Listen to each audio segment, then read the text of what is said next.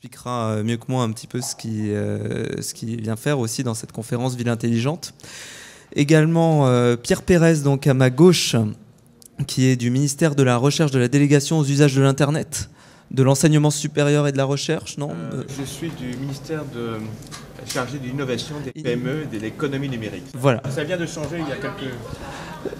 Alors... Oui, non, je suis désolé, mais il y a des changements, comme vous le savez... récents. Donc je suis rattaché au ministère de l'innovation des PME et de l'économie numérique. Voilà. Donc c'est avec grand plaisir que nous accueillons Pierre Pérez ici, justement pour parler un petit peu d'innovation, de réfléchir un petit peu autour de ces questions de conception universelle. Voilà. On voit qu'on rentre vraiment dans le vif du sujet. À ma gauche également, Francesc Aragall, président de la Design for All Foundation, qui nous servira un peu de témoin à l'international autour de ces questions, autour de ces questions de ville intelligente, et qui nous permettra de balayer un peu un état des lieux et de regarder un peu au plus près sur les questions d'accessibilité. Ensuite, nous avons donc à ma droite Thierry Nicolas, 12e adjoint au maire dans la communauté d'agglomération de Mulhouse-Alsace. Voilà, cette fois-ci, je ne me trompe pas. Et alors, cette délégation a une particularité. Est-ce que, juste très rapidement, là, en deux mots, sur votre délégation? Bonjour à tous. Vous m'entendez? Bonjour à tous. Oui, ma délégation est un petit peu particulière puisque je m'occupe des personnes en situation de handicap au niveau de la ville et je m'occupe des moyens numériques aussi. Donc j'ai créé tout de suite, en 2008, en arrivant, des liens et des passerelles pour essayer de travailler en transversalité dans une collectivité et non plus de rester dans ce qu'on appelle le silo vertical. Voilà. Pour vous présenter rapidement l'esprit de cette conférence, donc, on va attaquer les questions du numérique dans la ville et de l'usage pour les personnes en situation de handicap notamment. Alors, il y a une question néanmoins qu'on peut se poser, c'est-à-dire que habituellement la notion de ville intelligente, de smart cities, et je parle en présence de spécialistes du sujet, on l'associe beaucoup aux usages du numérique, à des usages de consommation d'énergie, de choses qui me semblent parfois un peu désincarnées.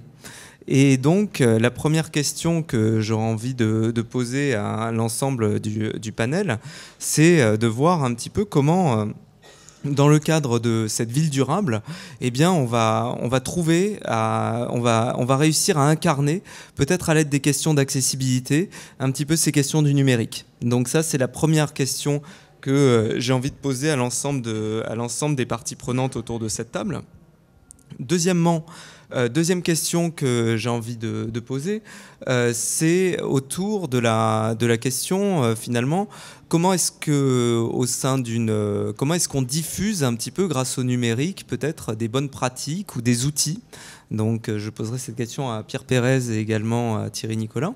Voilà, comment est-ce qu'on diffuse ces pratiques et ces outils aux uns et aux autres et on bâtit vraiment une ville un peu plus intelligente et peut-être qu'on gaspille un petit peu moins de ressources.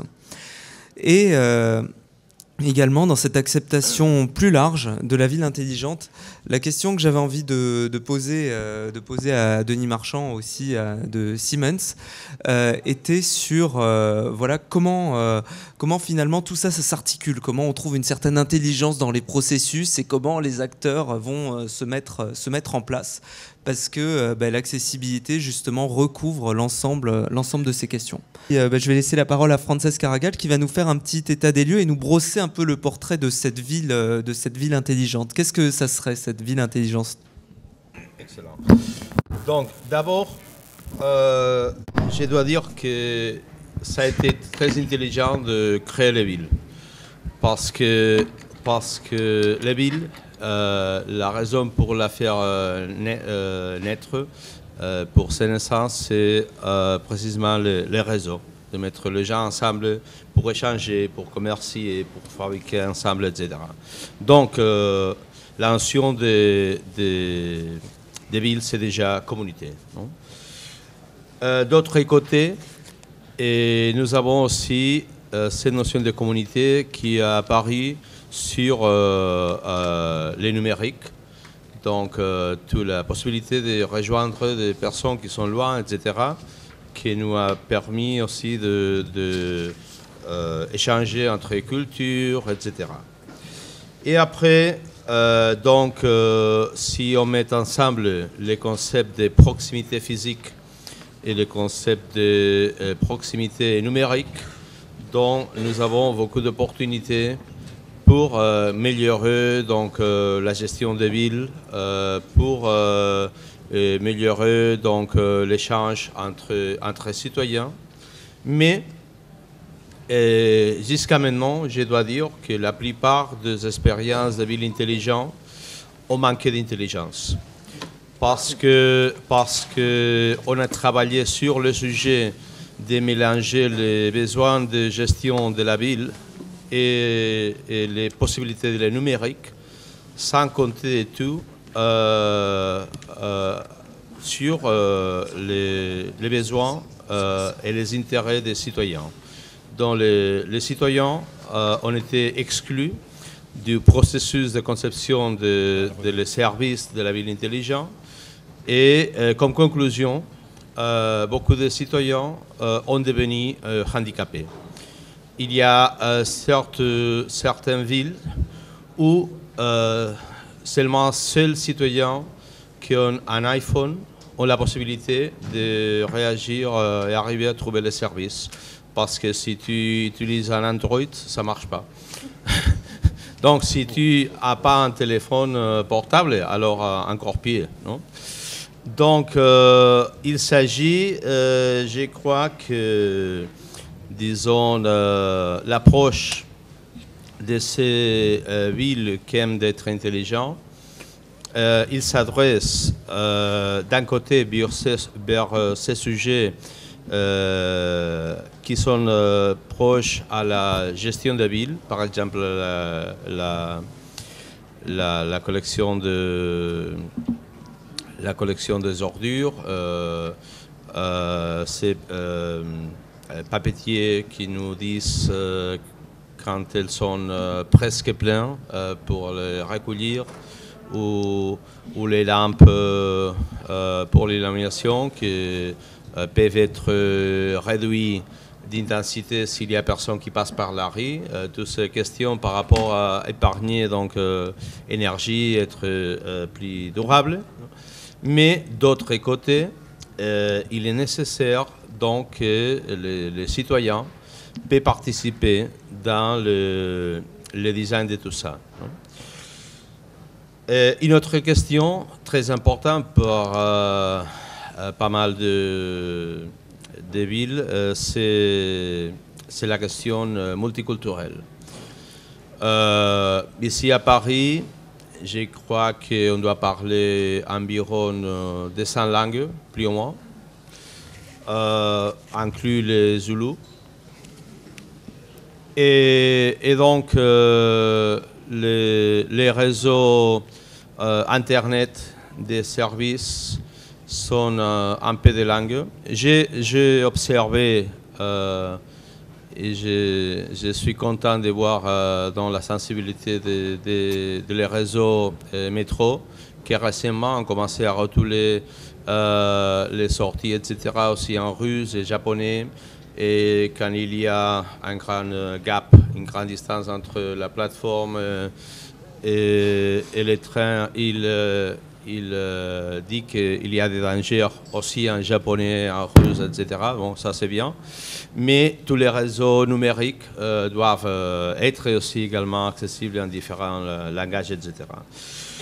Et c'est pour ça que, à mon avis, la ville intelligente, ce n'est pas possible sans les Living Labs, sans les laboratoires vivants. Donc, des structures qui permettent d'observer et travailler avec les citoyens dans les moyens réels pour connaître mieux de quoi ils ont besoin, quelles sont leurs aspirations. donc aussi pour savoir de quelle manière on doit concevoir les services pour les faire vraiment accessibles à tous. Et pour ces personnes qui n'ont pas encore d'accès au réseau numérique, ou bien de trouver la manière techno-économique pour les faire possible d'accéder, mais aussi la formation pour faire ça possible. Donc, je dirais pour finir un peu cette petite introduction, que la ville qui aime d'être intelligente doit mettre ensemble les réseaux physiques durables, les réseaux numériques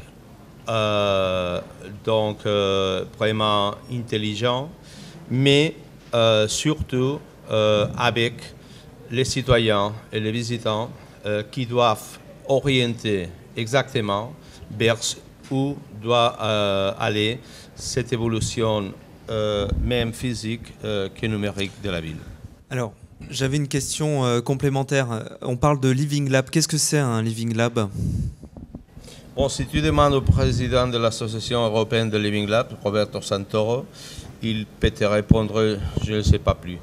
Donc, mais bon, les Living Labs, ce sont des structures de recherche que normalement on peut les trouver dans les universités, mais aussi dans les services de ville et quelquefois organisés par associations non lucratives qui ont comme but principal d'étudier les comportements des personnes dans les endroits réels. Donc il peut y avoir un Living Lab sur la vie domestique, et alors ils étudient de quelle manière les gens habitent son logement, etc.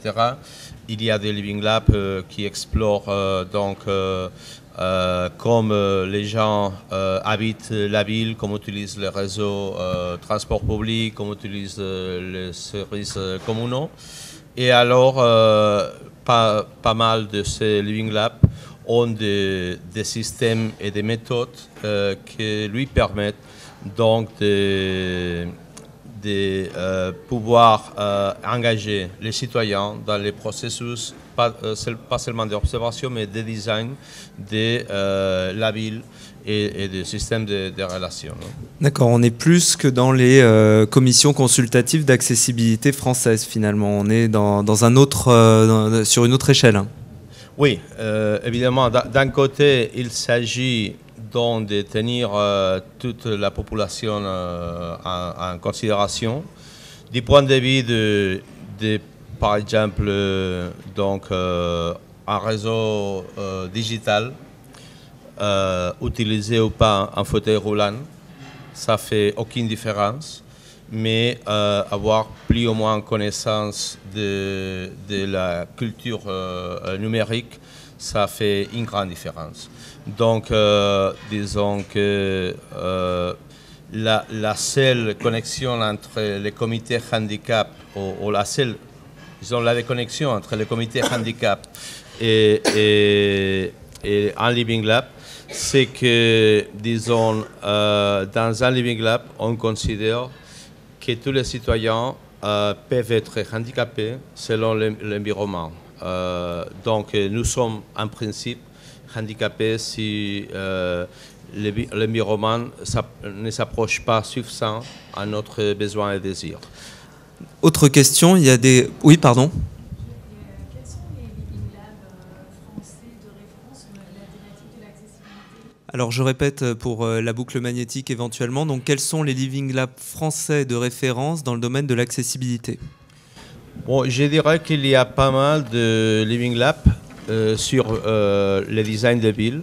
J'en connais un par exemple à Saint-Étienne, la cité des design de Saint-Étienne, il y a un. Mais je crois qu'ici aussi à Nantes, il y a un Living Lab. Non, il n'y a pas de Living Lab. Il y a plutôt une concertation importante avec les personnes handicapées, mais pas de Living Lab en tant que tel. Donc, oui, je dirais que par exemple à Saint-Étienne, il y a ce Living Lab qui étude donc, comme les personnes utilisent la ville. Il y a d'autres living labs peut-être en Europe qui reprendraient vraiment ces thématiques d'accessibilité. Je reprends juste la question pour que tout le monde puisse entendre. Un autre Living Lab en Europe qui pourrait reprendre ces thématiques d'accessibilité. Voilà, une piste évoquée. Ouais, je voulais essayer de n'en parler pas, mais finalement je vais parler. Il y a dans la Commission européenne finalement compris que l'innovation c'est pas seulement technologique.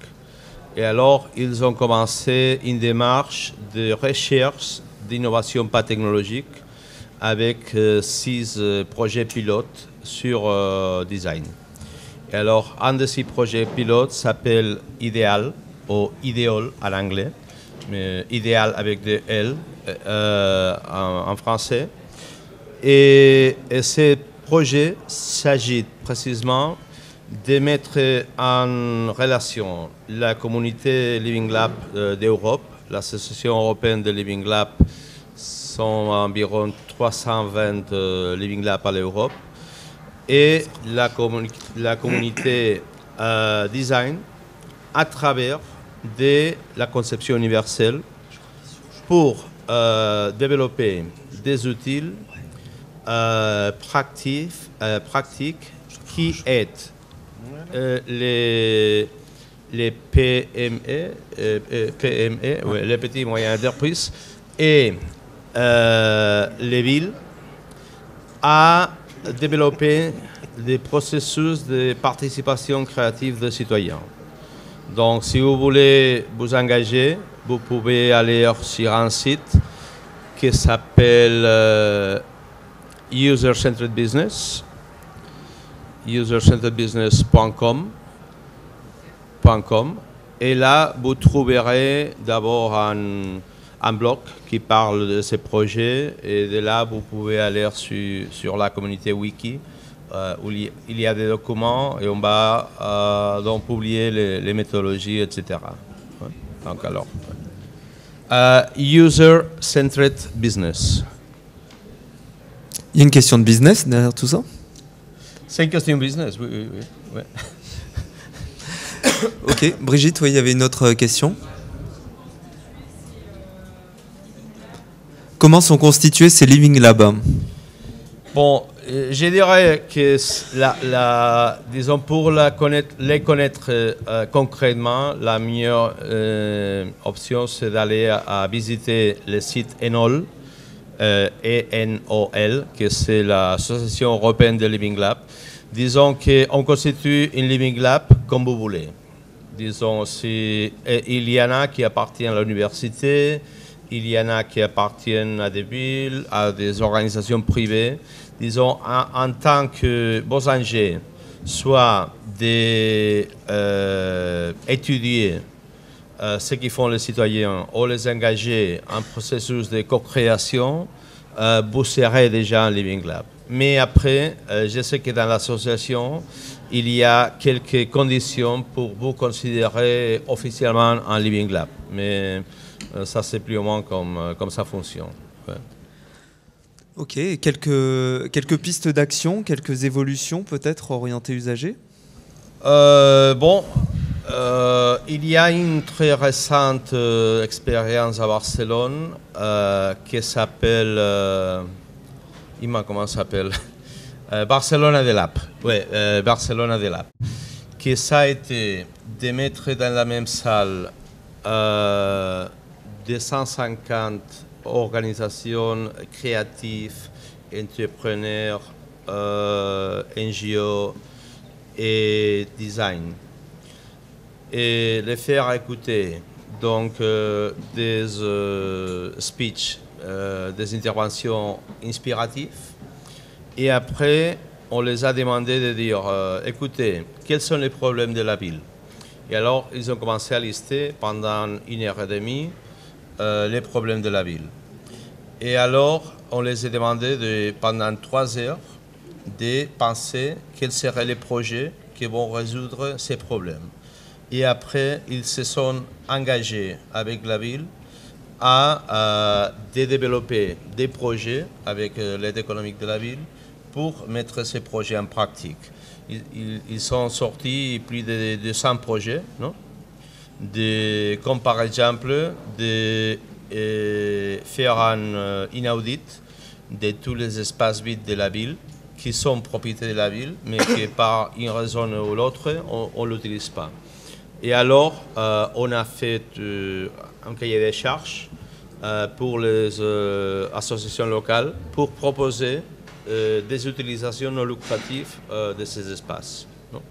Donc, il y a ceux qui ont proposé de faire des ateliers d'artistes, il y a des autres qui ont proposé de créer précisément un réseau numérique en mettant des caméras dans un de ces espaces et un projecteur. Et alors, tu peux voir qu'est-ce qui passe dans des autres espaces vides de la ville qui sont en train de faire performance, etc.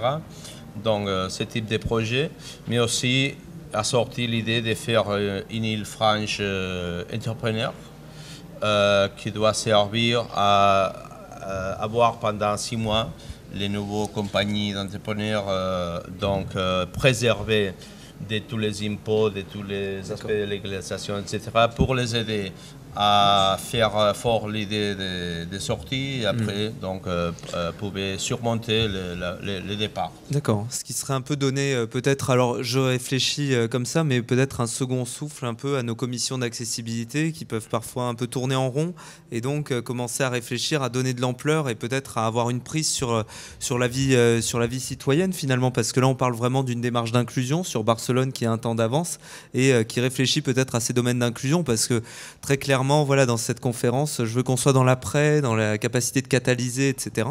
Donc ça pourrait être une hypothèse. Alors justement, à propos de catalyser, je vais me tourner vers Pierre Pérez.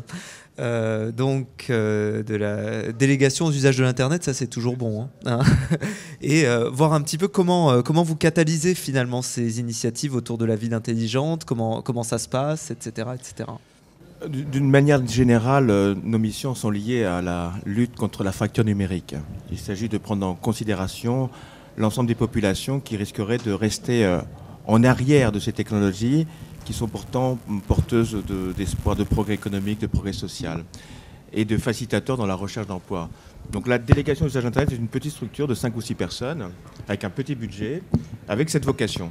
Et donc nous avons travaillé principalement sur des mesures très identifiées, avec des labels, autrement dit des marques et des règlements d'usage de marques. Et en essayant d'attirer toujours des partenaires adhérents à la démarche, soit par des actions auxquelles ils s'engagent à faire, soit par des financements.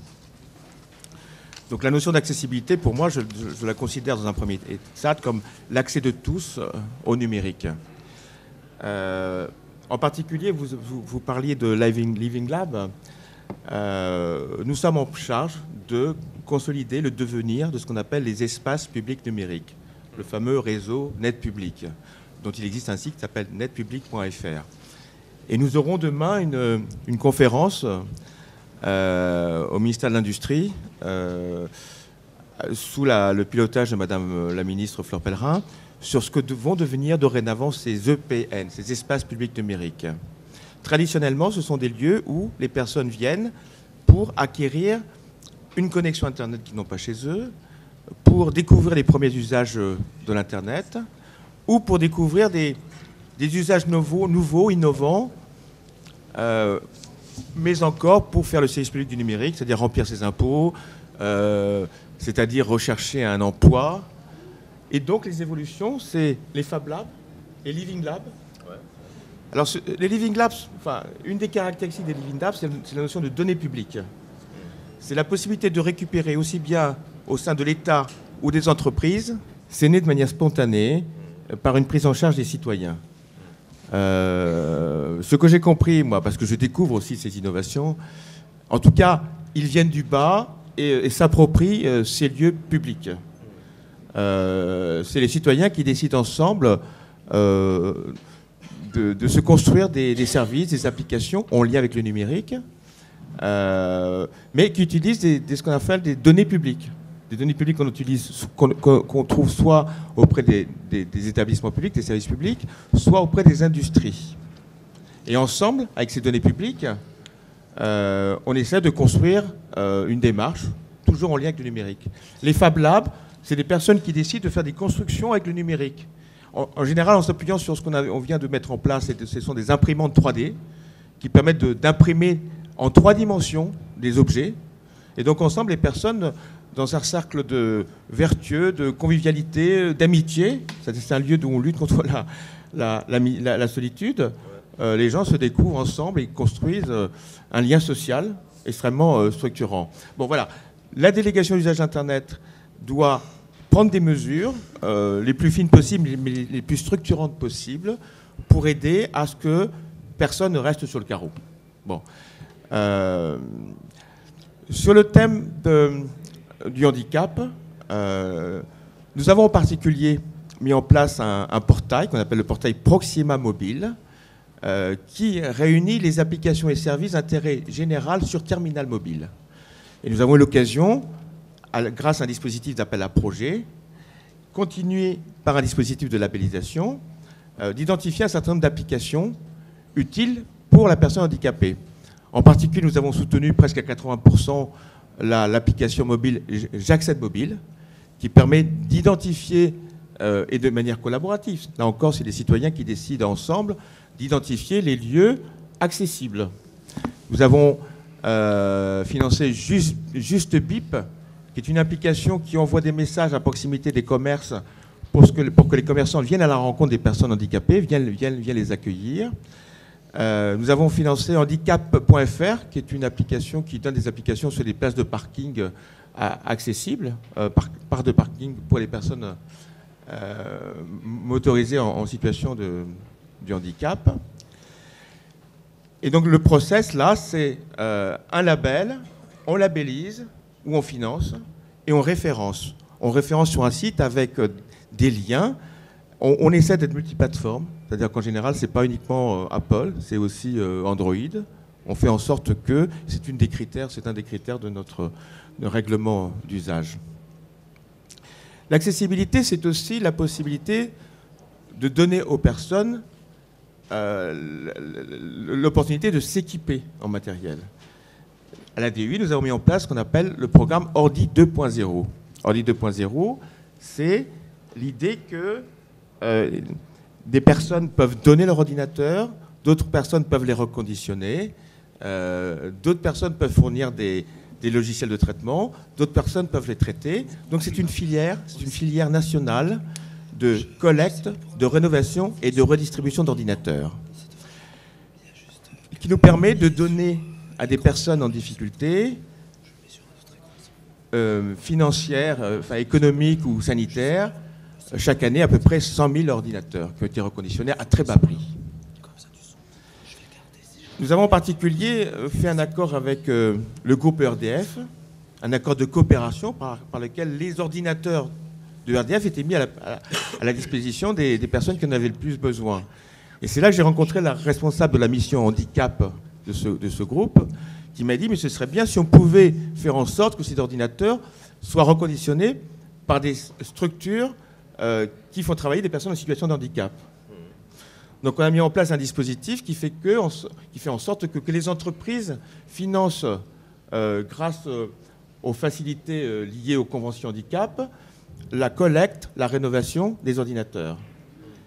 Et c'est dans ce cadre-là, après une relation fructueuse, qu'on s'est dit, mais ce dispositif technique manque, c'est pas tout d'équiper, il faut essayer d'inscrire ça dans des projets, que nos démarches soient structurantes. On a réfléchi à la constitution d'un fonds financier que nous avons appelé Solidarité numérique. Et l'idée a été de tenter de convaincre des industriels qui ont cette nécessité de recruter plus de 6% de leur personnel, de tenter de convaincre d'abonder un fonds financier qui allait nous permettre, grâce au numérique, de faciliter l'intégration professionnelle ou l'insertion sociétale des personnes. Donc nous avons réussi avec ERDF et Mondial Assistance à lancer le programme Solidarité numérique, qui est porté par l'association Solidarité numérique, qui a un stand ici, et un premier appel à projet en 2012 nous a permis de soutenir 5 projets qui favorisent l'intégration professionnelle des personnes en situation de handicap. Parmi ceux-là, il y a le programme de l'IDACT, qui est en fait un dispositif de navigation sur tablette tactile qui permet à la fois, grâce au bruit, grâce à la géolocalisation, de s'orienter pour des personnes à difficulté de vue, de s'orienter. Vous pouvez dire juste un mot, hein, très vite, peut-être. Dites un mot très vite. C'est très bien ce que vous avez dit. Vous avez tout à fait j'ai le micro ici. Ah, d'accord. Oui, il s'agit d'un projet qui permet aux personnes déficientes visuelles de pouvoir se déplacer dans des lieux qu'elles ne connaissent pas en utilisant les tablettes tactiles. Voilà. Je suis à votre disposition pour une petite démonstration après la conférence, si vous voulez. Merci beaucoup. Nous avons soutenu également une expérimentation de tablettes tactiles pour les enfants en situation de handicap. Rapprochez-vous du micro. Pardon. En fait, ces tablettes tactiles ont beaucoup d'avantages pour les personnes en situation de handicap qui ont des troubles cognitifs, des troubles d'apprentissage. Et beaucoup de CESAD nous en avaient parlé. Et grâce à Solidarité Numérique, nous avons organisé une expérimentation nationale qui va permettre dans 5 régions, à beaucoup d'écoles, de voir comment les apprentissages se mettent en place grâce à la tablette tactile. Donc, ça a été inauguré à Colmar il y a une dizaine de jours, avec les représentants de l'éducation nationale. Et voilà, c'est assez passionnant comme démarche. Cela devra aboutir à la rédaction d'un livre blanc de recommandations pour montrer de quelle façon les enfants qui souffrent d'ailleurs de valorisation de leur propre image vont pouvoir, grâce à ces tablettes tactiles, mieux exister de manière plus autonome, avec une facilitation de l'apprentissage, qui va les rendre parfois plus performants que les autres, qui eux n'ont pas accès à cet outil. Nous avons aussi soutenu la bibliothèque numérique francophone qui permet en fait de numériser des ouvrages pour qu'on puisse ensuite les transmettre sous forme de dispositifs de lecture braille ou auditive. Nous avons financé aussi un programme qui s'appelle Commande 2.0 pour une société qui s'appelle Intellinium et qui réfléchit à des moyens de commande à distance des navigateurs Internet, ainsi que l'ADAPI du Bas-Rhin pour des tutoriels sur tablette tactile pour permettre de donner une qualification aux boulangers. Bon, voilà, nous allons reproduire en 2013 cet appel à projet. D'abord, la constitution du fonds financier. Donc évidemment, notre travail va consister à rencontrer des entreprises pour essayer de convaincre d'investir dans cette démarche. L'État porte ce dispositif. C'est du partenariat public-privé. L'association Solidarité Numérique ne fait que du bénévolat, parce que ce qui est mis sur le handicap, on ne peut pas le mettre en commission de fonctionnement. Voilà, je voulais interrompre là, mon intervention un peu longue, excusez-moi. Non, l'intervention est très claire. Je crois qu'il y a une question ici. Alors, je reprends la question pour que tout le monde puisse entendre. Est-ce que vous travaillez avec les bibliothèques de France qui numérisent énormément d'ouvrages ? Alors, moi, personnellement, je ne travaille pas à la Bibliothèque de France. La Bibliothèque numérique francophone travaille avec la Bibliothèque de France à travers l'association BrailleNet, qui a déjà un travail de numérisation. Et ils sont en train de faire un travail de mise en synergie, de compilation, pour qu'il y ait le plus possible d'ouvrages qui soient mis à la disposition des personnes non-voyantes. Non-voyantes cette fois-ci. Est-ce qu'il y a d'autres précisions à demander sur l'intervention ? Moi, j'avais une petite précision. Est-ce que vous ciblez en particulier des projets sur la ville ou sur l'usage des nouvelles technologies de l'information et de la communication, j'allais dire à tous ? Enfin, est-ce que vous encouragez ça en particulier ? En tant que structure qui doit veiller sur les innovations pour avertir les citoyens, nous sommes alertés par ces évolutions incontournables. Et de fait, on nous demande en permanence, et notre cabinet, notre ministre, de réfléchir à ces questions-là. Une des préoccupations sont liées à la maîtrise de l'énergie. Comment mieux s'organiser dans sa vie quotidienne pour économiser davantage d'électricité en particulier. Notre dispositif Proxima Mobile est très ouvert à l'ensemble des porteurs de projets qui s'intéressent à la ville, et il y en a beaucoup nécessairement. En fait, on labellise beaucoup d'applications et services proposés par des villes, d'accord, qui font appel à des dispositifs de géolocalisation particuliers, de gestion des transports et d'information sur les transports. Enfin voilà, nous sommes au fond en amont, en veille d'évolutions qui sont incontournables et qui du mobile vont passer aux objets connectés, qui vont communiquer les uns entre les autres, qui vont nous permettre d'avoir un dispositif de balisage et d'organisation de la vie citoyenne dont nous ne mesurons pas toutes les incidences et pour lequel nous réfléchissons beaucoup. Très bien, je crois que vous allez être assez sollicité. En tout cas, c'est très porteur parce que ça nous permet de rebondir sans doute un peu et de voir plus loin dans le domaine de l'accessibilité, peut-être d'une meilleure intégration de ces technologies de l'information et de la communication. Est-ce que vous êtes un petit peu d'accord avec cette diapo là que j'avais fait comme ça pour m'amuser?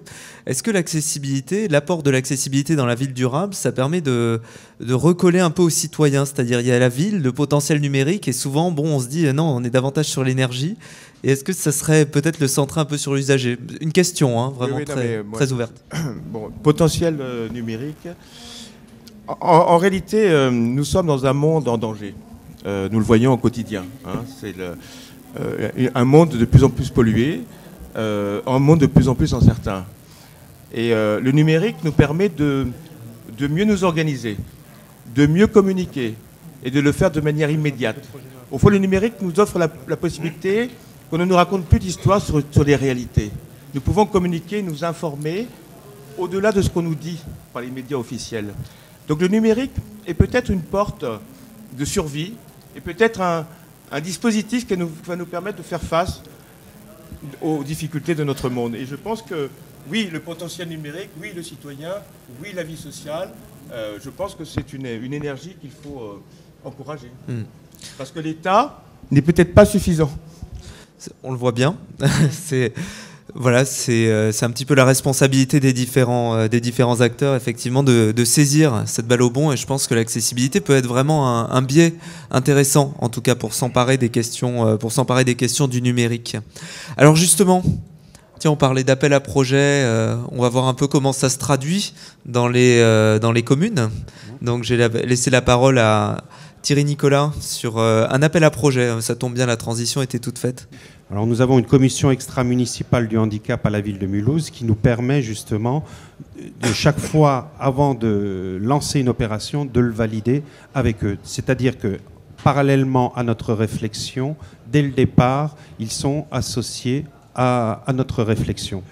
Donc ouais, on met des tags un peu partout dans la ville et on délivre des informations aux gens en situation de handicap. Deuxième des choses, cette information, on peut aussi avoir une information à caractère touristique.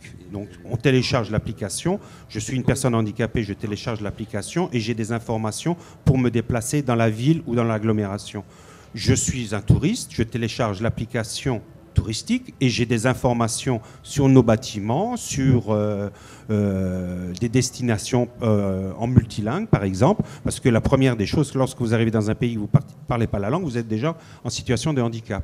Nous sommes dans une zone frontalière, il faut quand même pouvoir communiquer correctement. Voilà un petit peu notre appel à projet tel qu'il a été lancé. Bon, au niveau du territoire, on est allé un peu vite. Effectivement, c'est porté au niveau de la ville par moi-même, au niveau de la M2A, c'est-à-dire de l'agglomération, par une vice-présidente. Donc, on s'est aperçu, lorsque je suis arrivé en 2008, je fais une petite parenthèse, il fallait faire les diagnostics d'accessibilité de la voirie et les accessibilités des ERP. Nous avons commencé dans notre service à travailler là-dessus, bêtement. Nous avons pris une feuille, on a marqué tout ce qu'il fallait. Puis en fait de compte, il y a un technicien qui a commencé à mettre un tableur Excel en place. Il a mis les normes. Ce tableur a commencé à fonctionner et on a réussi à tout mettre en place dans ce programme-là. En 2010, nous avons créé la grande agglomération, 33 communes, et s'est posé justement le problème des petites communes qui nous ont dit « mais comment vous allez faire le diagnostic d'accessibilité ?» Bon, voilà, nous on a mis ça en place, un tableur, on leur a expliqué, et puis petit à petit, cet outil est devenu très important pour nous. Donc nous avons décidé de créer un logiciel libre, et nous venons maintenant de le faire valider au mois de décembre.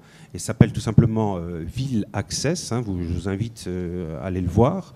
C'est un site qui permet de faire un diagnostic pour les communes, bien entendu, mais ça peut être aussi un particulier ou une entreprise qui veut faire son diagnostic.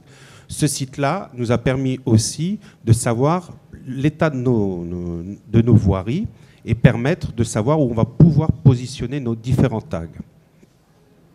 C'est bon ? Donc là, j'en ai parlé tout à l'heure, le touristique. Bon, j'ai mis une petite photo parce qu'on commence le carnaval demain. Donc voilà, c'était un petit symbole. C'est la fin de l'hiver chez nous, donc on fait le carnaval. Oui, effectivement, sur la réalisation opérationnelle Ville Access, c'est le slide suivant. Voilà. Donc voici la page, comment elle se fait. Donc tout simplement, une collectivité vient sur le site, s'enregistre. Nous avons un opérateur qui le valide et il peut faire son diagnostic en direct, bien entendu avec une simple tablette, une clé 3G, et il fait son diagnostic en direct. Il n'a pas besoin de connaître les normes, de savoir. C'est un questionnaire, il répond par oui ou par non, et au fur et à mesure, il y a tout un programme de déroulé. À l'issue de ce programme, il a une clé d'accessibilité qui sort dans différentes couleurs et en fonction des différents handicaps, que ce soit l'handicap moteur, visuel, sensoriel ou alors cognitif. Voilà. Donc, ce site a été, comme dit, mis en place début du mois de décembre. Il a été validé, enfin, il a été reconnu lors des interconnectés de Lyon au mois de décembre. Et maintenant, nous avons pas mal de collectivités qui se sont déjà inscrites et qui commencent à faire leur diagnostic. Une petite particularité, nous avons demandé à ce que ce site soit en open data. Donc les gens qui viennent s'inscrire, on leur demande de laisser la trace de telle manière que il faut bien une fois pour toutes commencer avec l'open data. Alors même si on n'est pas opérationnel, parce que c'est qu'un site de diagnostic, donc vous allez voir que beaucoup de bâtiments ne sont pas accessibles. Mais justement, c'est un peu le but du jeu, c'est laisser cette information libre et que petit à petit, on revient, on retravaille sur ce site et on le fait avancer. C'est un petit peu le premier open data en termes d'accessibilité. Alors j'aimerais que vous nous en disiez plus. Moi, ça me pose question, cette histoire. Open data, ça veut dire que j'allais dire, tout un chacun peut avoir connaissance de l'état d'accessibilité de vos bâtiments. Oui, c'est ça la transparence. Je veux dire, nous on n'est pas parfait à la ville. Je vous le dis franchement, on est entre nous, ça sortira pas de ce salon. Évidemment. Mais tout à l'heure, j'entendais les discours d'inauguration. Tout le monde dit, 2015. Attendez, depuis 2005, on sait que c'était en 2015. Et comme d'habitude, on se réveille un petit peu à la dernière minute en disant voilà. Donc, je veux dire, maintenant, il faut y aller. L'open data, pour moi, c'est ce que j'ai dit au maire, et le maire est tout à fait OK. Il dit, on n'est pas bon dans nos bâtiments, mais au moins, on va avec les associations, on va travailler sur ces projets et on va leur dire, eux, ils vont nous dire, vous voyez, cette piscine, elle n'est pas accessible, c'est pas grave, parce qu'en fait, nous, on préfère aller dans l'autre piscine qui est là-bas ou dans l'autre côté de l'agglomération parce qu'il y a une ligne de tram qui passe et c'est plus simple pour nous de passer en fauteuil, ainsi de suite. Donc voilà, on ne va pas mettre tous nos bâtiments en accessibilité parce que financièrement, on n'y arrivera pas, mais en discutant avec les associations, c'est eux qui gagent. Donc tout à l'heure, on parlait de la commission communale d'accessibilité. Chez nous, elle se réunit très souvent. Et dès que nous avons un souci ou un problème, en amont, avec les ingénieurs et les architectes de la ville, on demande à cette commission, que ce soit pour créer un terrain de sport ou une salle de spectacle, on demande toujours l'avis de cette commission pour valider. Voilà. Finalement, on est dans... Je pose une petite question de relance, mais finalement, on est dans une dimension très collaborative et de travail en transparence, finalement. Oui, tout à fait. Et pas plus tard que hier, il y avait la commission intercommunale d'accessibilité, où là, les villes ont demandé à avoir une plateforme collaborative pour pouvoir justement mettre des informations et qu'on puisse s'échanger, nous, nos informations en interne, parce que c'est un travail transversal. La voirie, l'architecture, le service des personnes âgées et personnes handicapées, ils doivent tous travailler ensemble. Et alors, ça sortira pas d'ici, hein, comme vous le savez, mais est-ce que vous avez rencontré des problèmes réels, enfin des réticences d'associations qui vous disent mais attendez, c'est n'importe quoi, rien n'est accessible, vous n'avez rien fait, etc. Est-ce que vous n'avez pas peur de cette réaction ? Les associations, elles nous bottent le derrière, elles nous boostent, et pour moi, ça me fait du bien de temps en temps d'en prendre un peu. Mais d'un autre côté, elles sont quand elles sont autour de la table, elles sont partie prenante des projets. Elles disent attendez, franchement, des fois, nous on voudrait aller un peu plus loin. Elle dit non, mais vous embêtez pas. Nous, si on sait que c'est comme ça, on peut s'adapter. Passons à autre chose. Faisons plutôt telle école ou telle piscine ou tel stade correctement ou telle salle de spectacle. Voilà. Je pense qu'il faut travailler avec le milieu associatif, sinon on n'y arrivera pas. Ok. Très bien. Deux questions. Alors, je vais prendre la question de madame, quand même, hein, avant. Je reformule la question pour que tout le monde puisse profiter. Alors effectivement, ça pose une question. Hein, je fais peut-être court, j'espère que j'en oublie pas la moitié. Effectivement, il y a un outil de diagnostic qui est partagé, qui fait un diagnostic, mais qu'en est-il des conseils sur les travaux après à mettre en œuvre qui ne sont finalement pas partagés ? Comment est-ce qu'on met en place ça ? J'ai bien reformulé ? Tout simplement, la clé vous donne pas les solutions. Elle vous dit voilà, vous n'êtes pas aux normes parce qu'il n'y a pas la rampe d'accès, ou votre rampe fait 12%, elle n'est pas bonne, il faut être à ça. Après, vous avez quand même des services techniques ou alors des architectes qui sont en mesure d'interpréter ce diagnostic et de faire les travaux. Après, en fonction des bâtiments, on n'est peut-être pas forcément mettre des ascenseurs partout, une simple rampe ou un service de substitution dans le bâtiment des fois. Des fois, il suffit de mettre des choses simples. Et ça, les associations vous l'apportent. Parce que nous, on rend un bâtiment sur 3 étages accessible. Les assos, elles disent, ben non, nous, vous savez, on n'a pas besoin de monter au 3e étage. Si on a le même service au rez-de-chaussée, c'est parfait. Donc voilà, il faut discuter avec ces gens-là. Il ne faut pas en avoir peur. Alors dans une petite commune, je suis sûr qu'il y a quelques personnes qui sont en situation de handicap. Il suffit que le maire ou l'adjoint aille les voir et dit bah, écoute, s'il te plaît, viens, on a un souci. Toi, tu te déplaces en fauteuil. Toi, tu es non-voyant. Comment tu appréhendes ton déplacement pour partir chez le boulanger ou aller prendre ton train, par exemple ? Voilà. Je pense que dans les petites villes, en discutant dans les villages, on peut révéler le problème. C'est vrai que cette question des petites villes, pour rebondir, est absolument centrale. Hein. Il y a déjà un outil de diagnostic, mais c'est vrai que dans la mise en œuvre, c'est jamais trop évident. Alors il y a plusieurs doigts qui se sont levés, donc je vais commencer juste par la droite. Il y avait une question ici. Donc première question sur effectivement la fréquence de réunion. La commission intercommunale d'accessibilité se réunit une fois par an, donc c'est au niveau de l'agglo, hein. La commission communale d'accessibilité se réunit aussi une fois par an, avec au bout de 6 mois une réunion intermédiaire pour présenter les dossiers. Vous voyez ? Donc la commission communale, de toute façon, il y a un groupe technique où il y a des associations qui participent toute l'année. Donc elles suivent les dossiers toute l'année et quand même on fait un point d'information au bout de 6 mois. Et au mois de février, on présente la commission communale d'accessibilité avec une information au conseil municipal. Voilà. Marchons, pas trop impatients, encore d'en découdre. Voilà. Ça va. Donc on prend encore 2 questions simultanées. Ouais, tout à fait. 2 écoles s'affrontent au niveau de diagnostic, d'activité. Faut-il privilégier l'activité bénévole par rapport aux associations qui n'écouteront pas trop, qui seront pas au niveau du tout à suivre la ville, ou alors carrément un diagnostic tarifé professionnellement. J'aimerais quel est votre sentiment là-dessus? Sur le plan des priorités finalement à accorder, quelle stratégie un peu de priorité? C'est pour ça qu'on a créé ce site et qu'on le met à disposition de toutes les communes, parce que j'estime que voilà, c'est un travail collectif que nous avons fait, on le propose. Maintenant, il y a des sociétés spécialisées qui font des diagnostics, je ne vais pas donner des noms, mais bon, là, effectivement, ils se font payer, mais ils ne vous apportent pas la solution. Ils vous font un diagnostic et puis ils vous disent voilà, vous avez payé le diagnostic et puis après, il faut le... Donc de temps en temps, il faut mieux se regrouper à travers les intercos ou plusieurs communes qui mettent ensemble, des petites communes qui mettent les moyens ensemble, quoi. Il y a peut-être un architecte ou un paysagiste qui est capable de... Vous êtes représentant d'une commune, madame? Oui, vous êtes élu dans une commune? Oui. Ben, je vous invite, quand vous rentrez, de vous connecter sur le site et puis amusez-vous à faire ce diagnostic, il est gratuit. Donc, vous êtes la ville de j'ai pas compris. Alors, sur la ville de Cannes. Ouais. Faire les diagnostics, c'est bien, mais mettre en accessibilité, c'est mieux. Oui, la ville de Cannes, donc, hein, la ville de Cannes, et effectivement, mettre en accessibilité, partager ces données, voilà, avoir une expertise partagée, c'est vrai que c'est un point important qui est souligné, qui peut être permis justement par l'outil numérique aussi. Il y avait une autre question. Ouais. Alors, je reformule la question pour que tout le monde puisse entendre. Effectivement, Mulhouse est à côté de Fribourg en Allemagne. Est-ce qu'il y a des passerelles entre les deux pays? Et non seulement il y a des passerelles avec Fribourg, mais il y a des passerelles aussi avec la Suisse.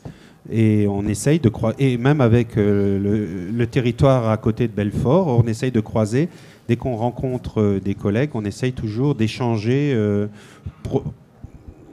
poser des problèmes d'aidants. Bon, je ne vais pas rentrer trop dans les détails, mais sur une autre thématique, les aidants aux personnes, voilà, avec Fribourg, ils sont très en avance là-dessus et on est en train de discuter un petit peu avec eux pour voir l'échange de procédés. Mais oui, évidemment, il faut discuter avec tout le monde.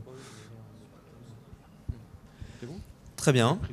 Voilà, s'il n'y a plus de questions, alors on a encore une panne. Ah mais ça y est, il y a le super technicien, le héros du jour là. Je crois qu'on va l'attacher au bureau. Ouais. Je sais pas ce qu'on va en faire. Alors on va continuer quand même. On va essayer de faire ça sans transparent pour l'instant, ouais. sur votre aménagement d'un itinéraire culturel accessible. Donc comment est-ce que le numérique favorise cet accès culture finalement aussi, qui est un autre aspect de la question de l'accessibilité, c'est-à-dire que il y a l'accessibilité physique, mais il y a aussi l'accessibilité peut-être un peu plus qui est autre finalement, de l'accessibilité à un contenu. Donc, est-ce que vous pouvez nous en dire un peu plus sur ce qui est engagé à Mulhouse et sur les apports du numérique? Oui, alors, en 2008, on a eu une réflexion sur le centre-ville de Mulhouse. Et à l'issue de cette réflexion, on a décidé d'agrandir le centre-ville et de le redynamiser. Donc, sur différents thèmes, que ce soit l'habitat, bien entendu, puisque une ville, elle vit avec ses habitants qui habitent dans le centre-ville. Donc l'habitat, les commerces et la voirie. Et l'effet levier, c'était la voirie. On est parti du principe qu'on refait une voirie à neuf avec des aménagements nouveaux et on en profite pour mettre l'ensemble des magasins dans le périmètre, concernés par le périmètre, pour les mettre en accessibilité, pour au moins dans la mesure du possible, parce que des fois il y a des magasins qui ont 2-3 marches et donc c'est peut-être pas simple, mais au moins dans la mesure du possible, on a joué sur les niveaux de voirie pour essayer de rendre accessible. Ce projet s'appelle Mulhouse Grand Centre. Bon, maintenant ça fonctionne, donc c'est voilà. Et il s'est avéré qu'en fin de compte, il y avait dans cet hypercentre nouveau qu'on redessinait des bâtiments, des musées, et en les faisant une liaison, si vous voulez, on s'est aperçu qu'on arrivait à faire un circuit de 3,8 km. Et on s'est dit, tiens, pourquoi ne pas, puisqu'il va passer près des musées et ainsi de suite, pourquoi ne pas rendre tout de suite ce circuit accessible? À l'époque, en 2010, c'est la Fondation de France et la Fondation Réunica, à travers la Ligue européenne des villes d'histoire, nous a contactés pour... ils avaient entendu parler de ce projet-là. Donc, on a postulé, on a été retenu et on a intégré cette ligue. Et maintenant, nous avons des échanges avec des villes il y a en Italie, en Espagne, en Irlande, justement, et c'est très intéressant de voir comment eux, ils pensent l'accessibilité. Ce sont des pays européens et des fois, ils ont des approches tout à fait différentes au niveau des normes par rapport nous, Français. Donc ça permet aussi d'avoir un réseau d'échanges. Mais pour revenir sur Mulhouse Grand Centre, on a maintenant pratiquement... on a fini le diagnostic et ça nous a obligés de faire le diagnostic en priorité de notre centre-ville au niveau des voiries et au niveau des ERP. Alors au niveau des voiries, on est à 80% de diagnostic terminé. Au niveau des ERP, on a à peu près 160 ERP qui sont terminés au niveau diagnostic. Mais l'effet Mulhouse Grand Centre démultiplie la possibilité de mettre en accessibilité très rapidement. Donc là, c'était des projets, puisque nous avons toujours discuté avec les habitants et les associations, et donc nous avons été récompensés par la Marianne d'Or, et puis nous avons eu le trophée d'or du cadre de vie de l'aménagement urbain pour ce projet Mulhouse Grand Centre. Donc là, c'est les secteurs prioritaires, et un peu plus loin, vous allez voir que nous allons lier tout ça. Et voilà, donc là, c'est les diagnostics d'accessibilité de voirie des espaces publics que nous avons faits. Et toujours un peu plus loin, si on avance, pour rattraper, nous avons fait une cartographie des conditions d'accessibilité. Alors, ce n'est pas très lisible, malheureusement, parce qu'il y a des codes couleurs. Donc, on est sur on a fait en fonction des différents handicaps. Si on continue, on va tomber sur la clé d'accessibilité que vous avez vue tout à l'heure. Et voilà le premier itinéraire, l'itinéraire principal de 3,8 km que nous sommes en train de rendre complètement accessible.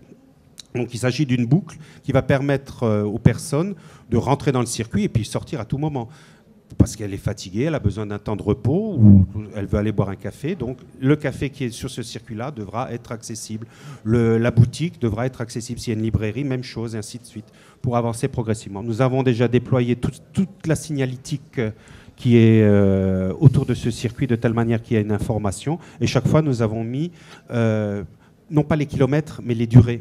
C'est très important pour une personne en situation de handicap. Je pense par exemple aux gens qui ont des problèmes respiratoires, les insuffisants respiratoires.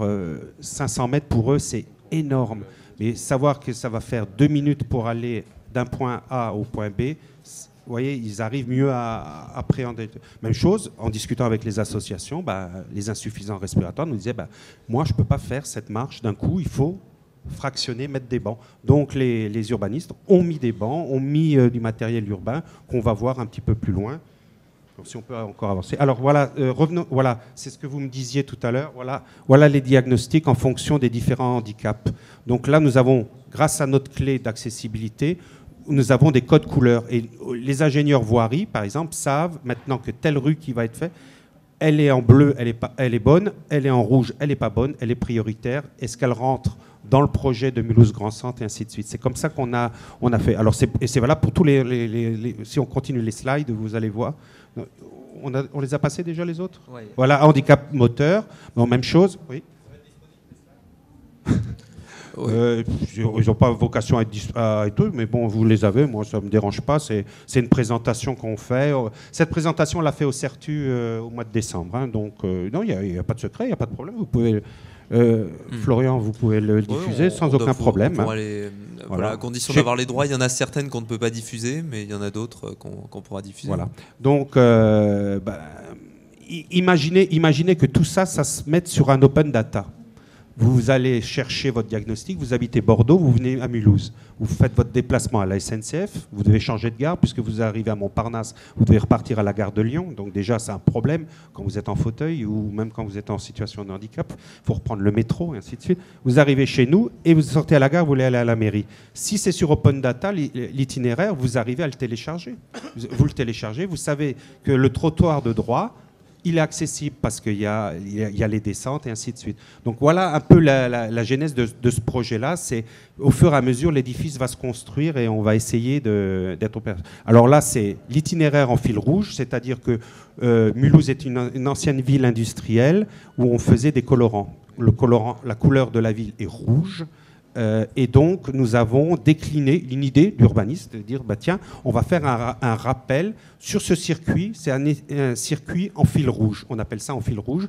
Donc on va mettre des bancs. D'un seul coup, vous allez avoir des bancs rouges ou des traversées piétonnes qui seront rouges ou des arbres. On mettra des... Bon, pour l'instant, c'est pas encore tout à fait arrêté. On est encore en train de travailler dessus. Et toujours, même chose, avec les associations qui sont là.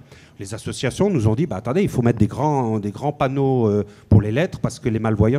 Quand on a fait un panneau, on leur a dit, attendez, vous vous rendez compte si on met ça? Ah ouais, mais quelle est la solution de substitution qu'on peut apporter? Voilà, c'est comme ça qu'on avance. Ce qui veut dire que la question numérique, finalement, s'accompagne forcément de questions bien tangibles et bien réelles. Voilà, chaque panneau a un QR code et on peut télécharger l'application, on peut avoir l'itinéraire le plus proche, là où on est, là où on veut aller. Deux lectures, donc une lecture numérique et une lecture un peu plus... voilà, donc ça c'est pour les ponctuations ordinaires. Réel. Voilà, c'est devant la gare, une idée, hein, c'est pas encore tout à fait fixé. Les potelets, ben voilà, certains potelets de l'itinéraire en fil rouge, ils seront en rouge. Même chose, une traversée sur un parc. On continue, voilà. Là, c'est une petite placette qui va être réaménagée. Il y a une petite gloriole sur votre droite. On se dit, bah, tiens, on va la faire en peinture rouge de telle manière que la même chose... Là, on rentre dans le périmètre de Mulhouse Grand Centre. Ça, c'est le parc Steinbach. Donc, ça, sur la droite, vous voyez... je ne sais pas si vous voyez bien, les contrastes ne sont pas bien. Hein. C'est pas très accessible pour les... Excusez-moi pour les gens qui ont des problèmes de vision. Mais sur le côté, on habille les arbres en rouge. Voilà, on continue. Je crois qu'il n'y en a plus, d'ailleurs. Hein. Si. Ah, bah, voilà. Ah, il y a encore donc, là, ça, c'est devant la mairie, par exemple, une perspective, les arbres qui pourraient être comme ça en rouge. Okay. Et là, c'est le centre-ville. Voilà, pourquoi pas mettre les traversées piétonnes avec des contrastes blancs et rouges. Le centre commercial est d'ailleurs rouge aussi parce que c'est un rappel de la couleur de la ville de Mulhouse. Voilà, donc ça c'est le calendrier. On est en plein dedans, hein, donc on est en train de mettre en scène l'itinéraire et on espère être opérationnel pour le 4-5 juillet puisque nous allons recevoir la Ligue européenne. La Ligue européenne, oui, qui va venir et qui va faire pendant 2 jours un séminaire de travail. En tout cas, merci. Je suis désolé d'être un peu vite, mais il y a Siemens qui s'impatiente. Oui, tant que le PowerPoint marche, parce qu'on a une vidéo, il faut le faire. Il attend. Je suis à votre disposition si vous voulez me poser des questions après, il n'y a aucun souci. Merci. Depuis tout à l'heure, Denis Marchand me dit effectivement à l'oreille, pourvu que ça marche, sinon on est mal, etc. Je vous passe le micro. Et en tout cas, en guise de courte conclusion, ouais, c'est vrai que c'est une sacrée initiative et une sacrée politique qui est portée. Mais moi, ce que je retiens dans notre thématique de ville intelligente, parce que je le ramène, hein, je suis tenace et opiniâtre, c'est qu'il y a quand même une question, c'est qu'on ramène sans arrêt, j'allais dire, on ne peut pas faire de la ville intelligente hors sol en quelque sorte. Et il y a vraiment cette idée de baliser avec du tangible et de donner à voir, pour ainsi dire, et d'avoir des éléments physiques réels. Et puis après, en support, en fait, la ville intelligente, finalement, ça n'est qu'un support. Voilà, il ne faut pas penser l'un sans l'autre. Moi, je dis toujours à mes services, parce que j'ai des gars qui sont des géo-trouve-tout, je dis, c'est beau d'amener toute la technologie du monde, mais au bout du bout, il y a toujours de l'humain. Et c'est ça qui est très important. Au bout de la chaîne, la meilleure technologie, il y a de l'humain. Et il faut toujours penser à ça. Et après, tout fonctionnera bien. Voilà.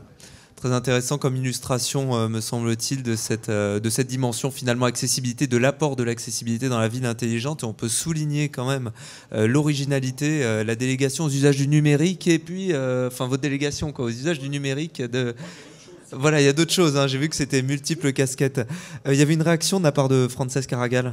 Oui, je voulais vous féliciter parce qu'effectivement, de développer un outil de diagnostic open data, maintenant, ça va mieux. Ouais. Un diagnostic sur un système open data, ça va bien, non? Les systèmes de balises, excuse-moi Florent, si tu peux... Je le vois pas. Ah, oui, parce que... oui. Il veut fixer. Les systèmes de balises, je crois que ça serait un pilote pour terminer finalement avec tous les systèmes tactiles dans la rue, très compliqués, etc. Mais je me demande qu'est-ce que vous avez prévu pour prévenir le fait que la ville est toujours bif. Donc, il va venir la compagnie de téléphone et il va faire un trou dans le trottoir, sans vous le dire, que celle qui va réménager la façade avec une structure en fer qui va affecter l'itinéraire. Comment est-ce que vous avez prévu ça? Les opérateurs de téléphonie, s'il y en a dans la salle, ils savent, ils ont été avertis. On ouvre la voirie et pendant quelques temps, ils ont posé des fourreaux, ils ont mis tout le matériel qu'il faut. On ne va pas ouvrir la voirie, sauf s'il y a des problèmes évidemment techniques, eau, gaz, électricité. Mais bon, non, là, les services seront vigilants. Hein. Bon, après, voilà. S'il y a un tag sur une façade, c'est vrai qu'avant de poser ce tag, on va bien voir. Premièrement, en général, on va poser des tags sur nos bâtiments. Donc déjà, ça... Est-ce que vous pouvez préciser ce que c'est un tag, parce que peut-être le tag RFID que j'ai parlé tout à l'heure, vous savez, c'est la petite pastille... Une étiquette en anglais, en fait. Ouais. Une petite étiquette. Vous avez ça derrière les CD à la FNAC. C'est les antivols, tout simplement. Voilà. Rien à voir avec les graffitis. Hein. Ok. Voilà, donc, mais intéressant en tout cas, effectivement, cette dimension, prendre en compte, ça marche une fois, mais prendre en compte toute la dimension entretien, voilà, c'est vrai que c'était une juste remarque. Bon, eh bien, il semble que c'est à vous, Denis Marchand. Donc on a parlé des réseaux numériques, on va parler des réseaux, alors il y avait la mobilité, les réseaux de transport. Donc Siemens est une société qui, en France, intervient aussi sur les réseaux de transport qu'on connaît à Orly, à Roissy, par le Val, à Rennes, à Lille, et aussi dans le domaine du transport routier, parce que si on prend la ville intelligente, c'est une ville qui, on l'a déjà dit, elle communique. Alors elle communique, c'est l'homme, c'est l'humain qui fait la ville quand même. Visiter Mulhouse, on pourra visiter Mulhouse. Le mieux, c'est de pouvoir arriver à Mulhouse et de se déplacer dans Mulhouse. Donc la communication, elle est numérique, elle est aussi physique. Donc si on parlait des réseaux de transport, on s'aperçoit quand même que la majorité des réseaux de transport en commun sont des réseaux routiers, des réseaux pneus. C'est des bus, c'est pas toujours le fer, c'est pas toujours le transport guidé, c'est pas toujours le vélo, c'est pas toujours la marche à pied. Donc il y a évidemment 1000 réseaux adaptés. Et donc pour la criticité du réseau de transport bus, qui est la grande majorité des réseaux en France, on s'aperçoit qu'au niveau de l'accessibilité, il y a un grand dilemme entre hauteur de quai et profondeur de plancher, au sens où on ne va jamais arriver à se rejoindre. Pour les transports guidés, on sait qu'il y a 5 cm de marge, 5 cm de lacune, c'est bien normalisé. Pour les transports bus, on est dans un flou en disant il faut que ce soit accessible, il faut une rampe, il ne faut pas de rampe, il faut adapter le quai, etc. L'idée sous-jacente était donc d'offrir de l'accessibilité à un réseau routier de bus.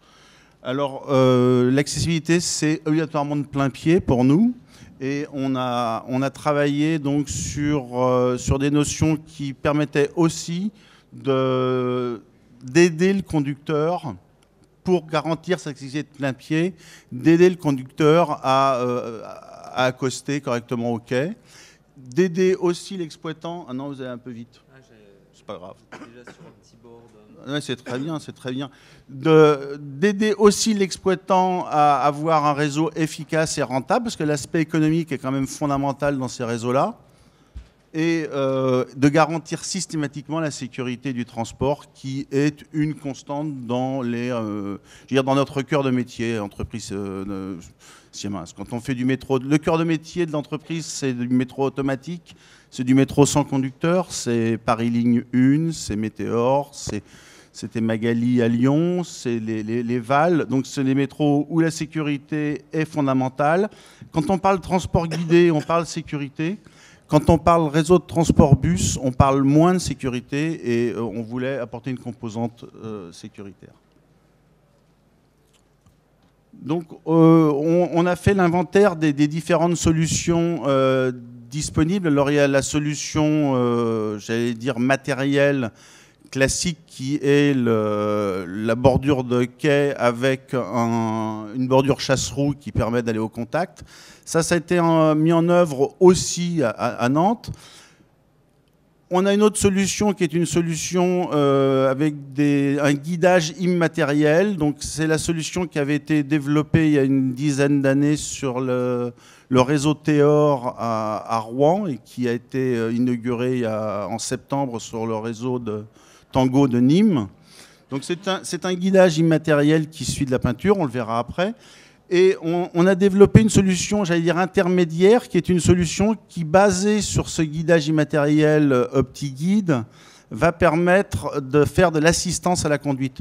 Parce qu'on en demande de plus en plus au conducteur. Il a des véhicules de plus en plus, c'est-à-dire faciles à conduire, mais de plus en plus complexes en termes d'insertion urbaine, en termes de communication. Et donc il y a un aspect garantir l'accessibilité et aider la conduite du véhicule. Bon, je ne parle pas du guidage magnétique parce que malheureusement en termes d'accessibilité, on sait que c'est pire que tout. L'expérience Douai est là pour montrer que c'est catastrophique et c'est catastrophique pour tout le monde, même pour du guidage immatériel comme OptiGuide, c'est une contre-performance dramatique. Alors, en termes d'accessibilité, la question, elle est fondamentale. C'est le plein-pied, c'est quoi? Le plein-pied, c'est d'avoir obligatoirement un quai au niveau du véhicule. Si on prend l'exemple du tramway, et vous parliez tout à l'heure des réseaux de bus, de tramway, quand on prend un tramway, on ne se pose pas la question. On sait aujourd'hui que le quai du tramway sera au niveau du tramway. Quand on prend un bus, on va commencer à se poser la question, et là, on rentre dans le flou. Il y a des préconisations qui vont demander que la hauteur de quai soit de 19 cm. C'est un non-sens, à mon avis. Le bus a un plancher à 30-31 cm. Donc le quai, il faudrait quand même qu'il se rapproche des 30 ou 31 cm si on veut faire de l'accessibilité. En dessous, on va bricoler. Alors on va bricoler. On va mettre des rampes, on va mettre des artifices mécaniques pour pallier à ce défaut.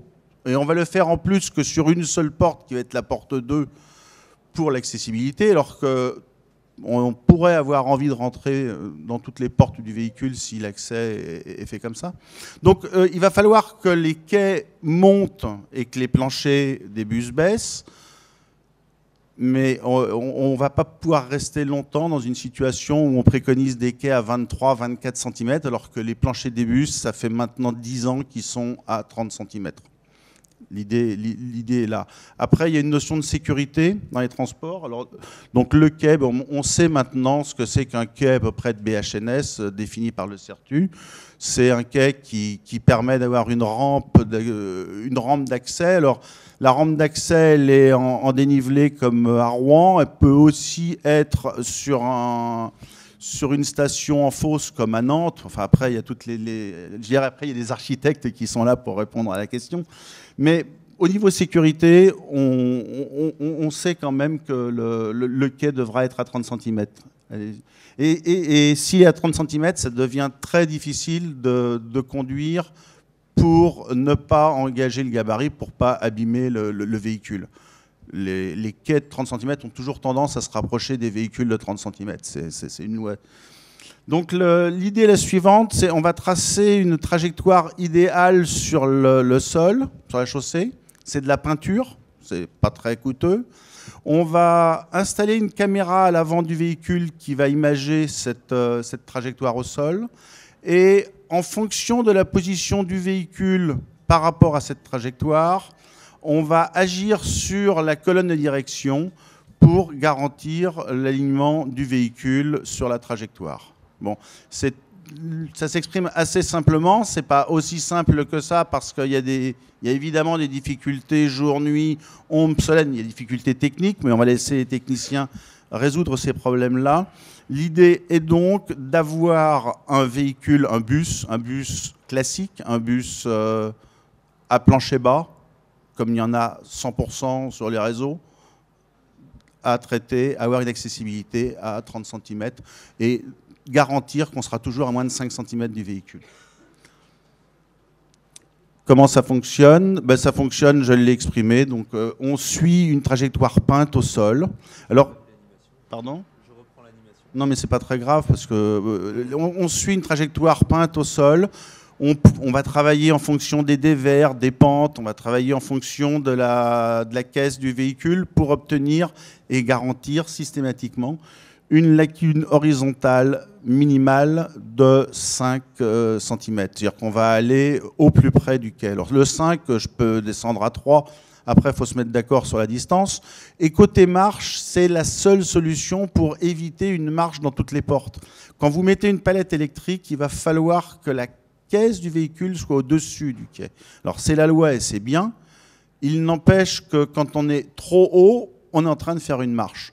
La palette électrique va, si elle est sur une porte 2, générer une marche sur les portes 1 et 3 et 4 du véhicule, ce qui est aussi un non-sens à ce niveau-là.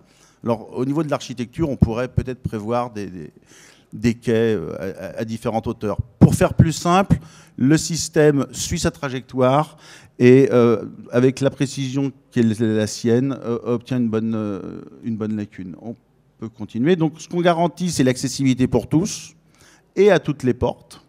On n'est pas en train de...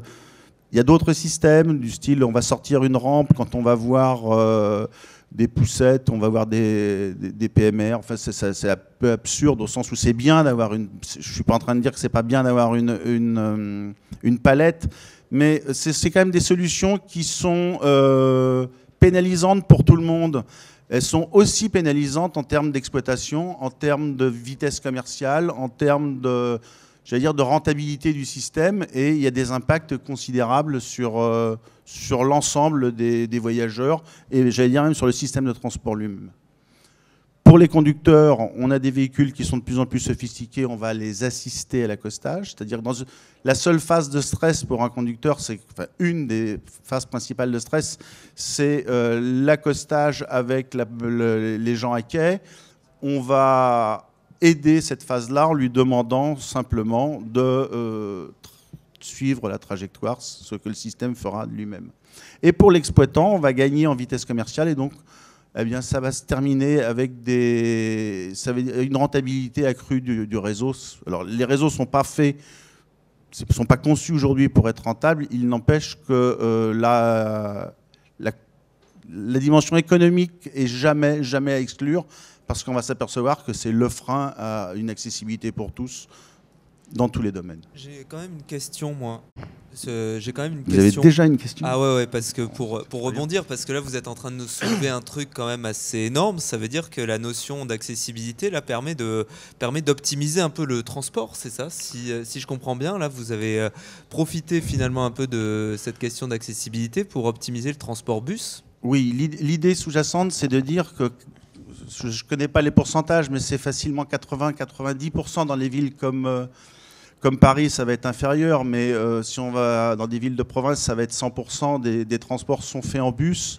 Si on continue à discuter sur il faut un quai à 23 cm, il faut se poser la question, on ne va jamais y arriver. On ne va jamais y arriver et ce n'est pas la solution, parce que la solution...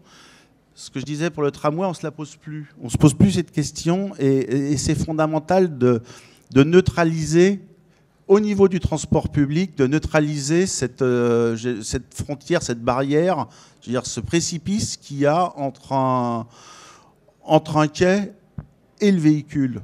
C'est presque scandaleux parce que au niveau ministériel, peut-être qu'on aurait dit les quais de bus, il y a 20 ans, on a dit un bus, enfin il n'y a pas 20 ans, c'est en 2003, on a dit entre un tramway et un quai, il y aura 5 cm de marche, il y aura 5 cm de lacune et basta, on n'en parle plus. Eh bien, avec un bus, on n'a jamais été à ce niveau-là. Pourquoi? Parce que le plancher du bus, il n'était pas très bien maîtrisé il y a encore une dizaine d'années.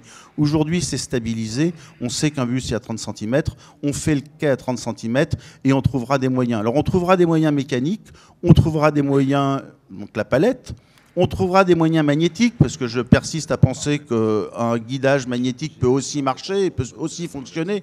Donc on fera la démarche qui va bien pour que... On trouvera aussi un moyen optique comme le nôtre, mais tant qu'il n'y a pas de concurrence, tant qu'il n'y a pas de volonté d'élever le niveau du quai, on va toujours garder un blocage qui est catastrophique, parce que c'est pas 1% de la population, c'est la totalité de la population qui a une marche de 10 à 15 cm à prendre quand elle monte dans un véhicule, c'est tout, ça s'arrête là. Alors, en termes de comparaison, on peut faire un comparatif. Il est assez commercial, donc je vais passer rapidement dessus.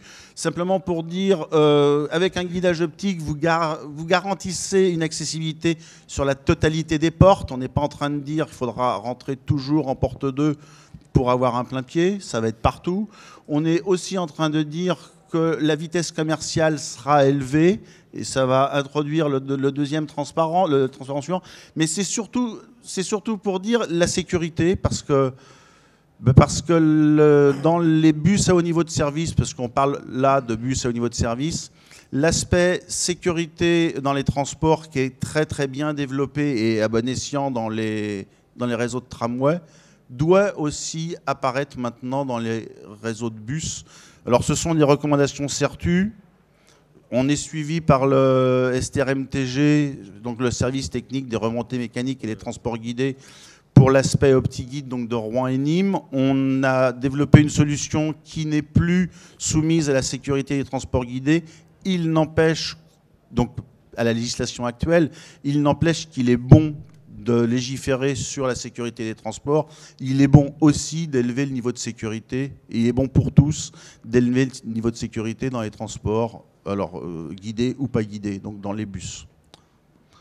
En termes d'aspect économique, ce qu'on veut démontrer, c'est que faire accessible ne veut pas toujours dire faire cher. Il peut y avoir un retour sur investissement qui permet de capitaliser sur une accessibilité de plein pied et d'économiser de l'argent en exploitation, parce qu'on va gagner en vitesse commerciale, parce qu'on va gagner en fréquentation. Alors les chiffres parlent d'eux-mêmes. Sur le réseau Théor, qui a des quais, au début ils étaient à 28 cm, donc Théor c'est pour le transport est-ouest rouennais, hein, c'est l'agglomération de Rouen, la CREA. Donc sur des quais qui initialement étaient prévus à 28 cm, on est maintenant à des quais à 30 cm pour un véhicule à 31 cm. Donc on a une accessibilité totale et donc on obtient des vitesses d'exploitation qui sont remarquables en site propre. On obtient aussi une augmentation significative de la fréquentation. C'est-à-dire qu'aujourd'hui, les lignes Théor sont toutes en cours de saturation.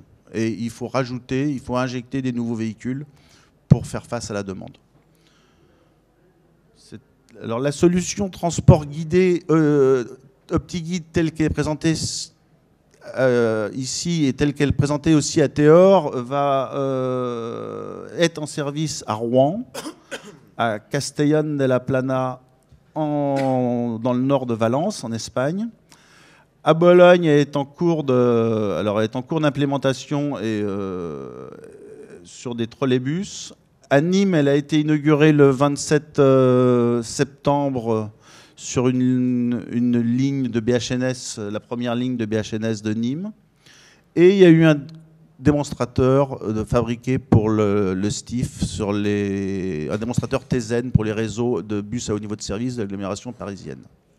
Au niveau de Rouen, je vais vous passer. Alors donc, il y a une petite vidéo qui présente en 1 minute. Alors c'est une vidéo qui présente en 1 minute la performance, au niveau de performance du système. C'est donc une accessibilité totale avec des nez de marche de véhicules qui vont être toujours à moins de 5 cm du quai. Ce qui est excellent pour tout le monde. Et sans marche, je l'ai dit, avec 1 cm de marche, on ne va pas y arriver, c'est pas très grave. Ah, c'est magnifique. Donc là, c'est l'accostage d'un bus. Alors, ce sont des bus standards. Hein. Là, en l'occurrence, ça devait être un Citelis ou un Agora. Maintenant, il y a des Crealis Neo de la société Irisbus. Il y a toujours les constantes. Bordure chasse-roue pour garantir la sécurité et nez de quai avec bord fusible. Bon, ça, c'est rentré quand même dans les mœurs au niveau des bus et au niveau de service. Et le CERTU a fait un travail remarquable là-dessus. C'est qu'on ne se pose plus de questions sur la sécurité intrinsèque des quais. Le quai a un sifflet d'entrée, le quai a une bordure chasse-roue, le quai a un bord fusible pour éviter les contacts et les dommages matériels. Pour en finir, l'idée première était donc d'obtenir une accessibilité similaire à celle du tramway. Et au niveau de Rouen, ils ont poussé l'exercice jusqu'à dire, eh bien, ce sera les mêmes arrêts d'ailleurs. Le même mobilier urbain, la même signalétique, les mêmes outils. C'est-à-dire que chaque arrêt de bus du réseau Théor a son distributeur de billets, chaque arrêt de bus du réseau Théor a son indication de passage des prochains véhicules, chaque arrêt de bus Théor a ses afficheurs, elle a une sonorisation pour avoir les prochains passages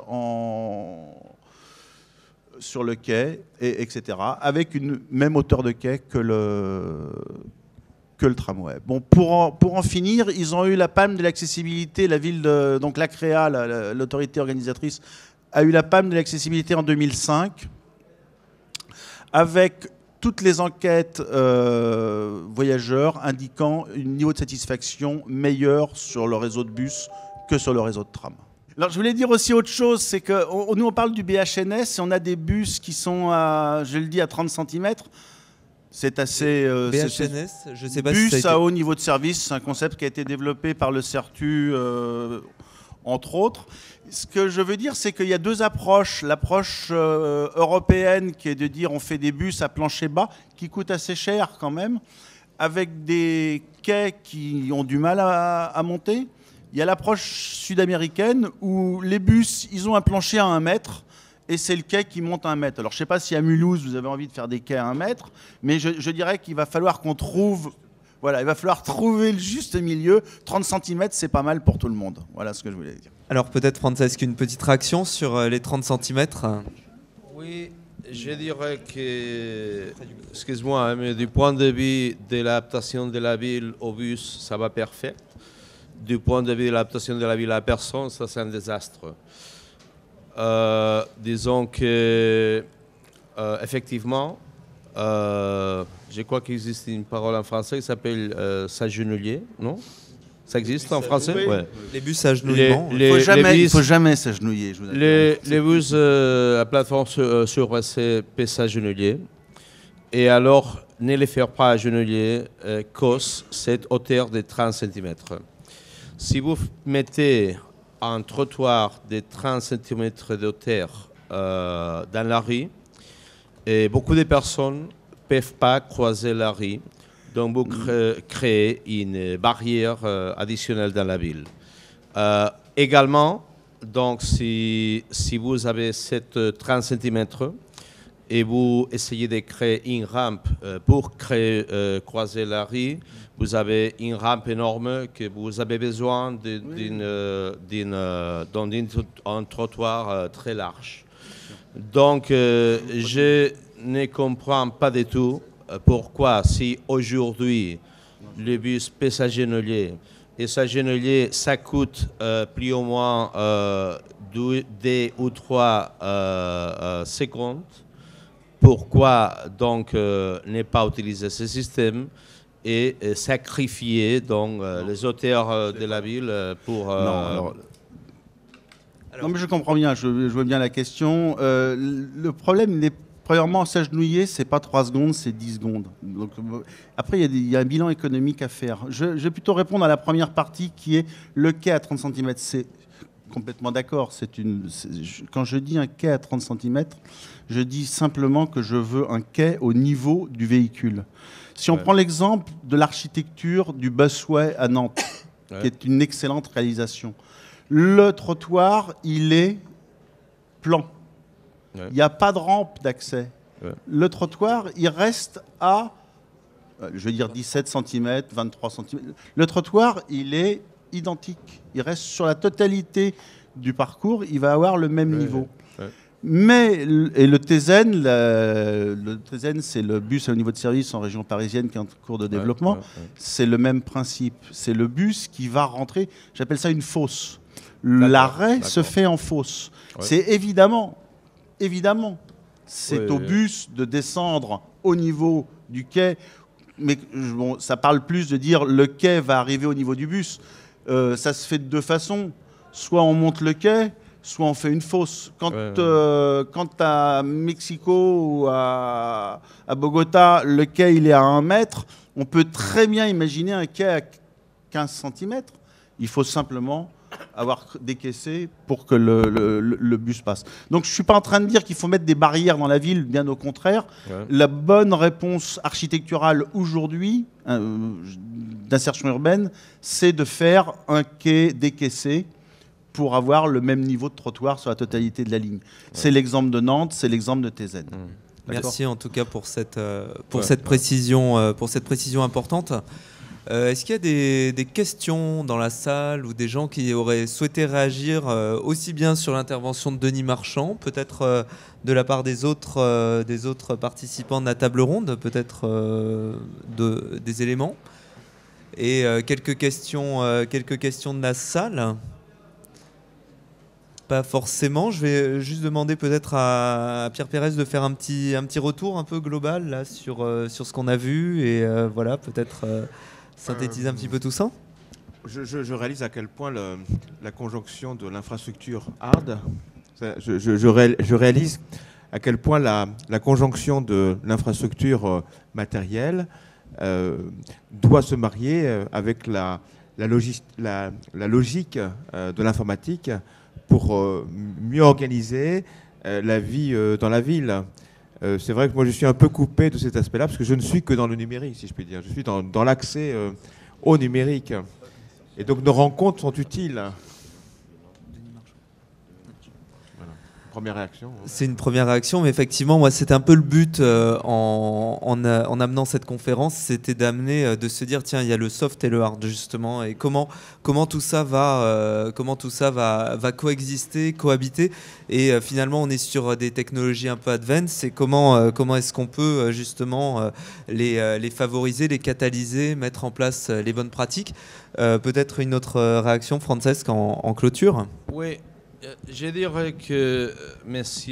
Rémi Marchand et moi, nous avons eu une discussion à l'ancienne. Ça veut dire un technicien discute avec un autre technicien si les choses doivent être de cette manière ou de cette autre manière. Je dirais que la manière moderne, c'est d'observer les usagers pour savoir si le 5 cm suffit ou pas. De faire un prototype pour voir si effectivement croiser la rue sera un obstacle ou pas. Et en tout cas, donc, profiter de l'expérience pour la publier, la diffuser et prévenir des autres villes avoir le même succès et aussi de prévenir la réinvention de la rue. Ouais. Ouais. Peut-être une autre réaction, non, Thierry, pour clôturer. Je vous donne rendez-vous l'année prochaine. Venez nombreux et surtout connectez-vous sur le site Ville Access. La DSI est en train de regarder pour voir quels sont ceux qui se sont connectés pendant la conférence. Et il y en a déjà quelques-uns. Ouais, donc voilà, le numérique, il est là. On ne peut pas mentir.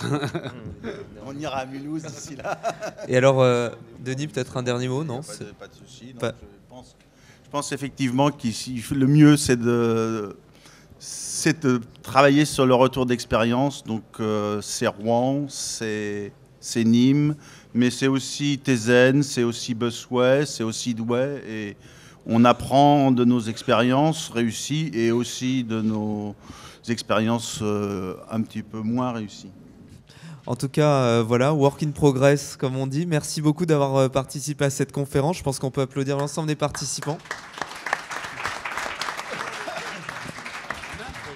Et je vous dis à très bientôt pour la suite du programme de conférence. Merci encore.